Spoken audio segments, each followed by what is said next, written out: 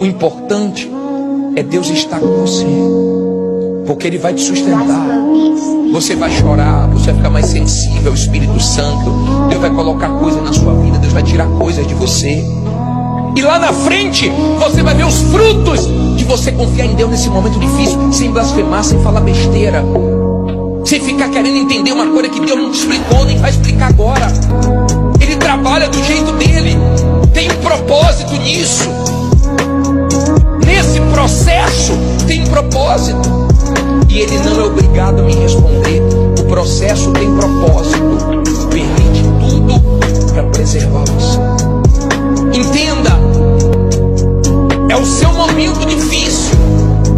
É um momento que o Espírito Santo está te levando. Não estou me referindo a você que fez besteira, que pecou e está colhendo os seus frutos.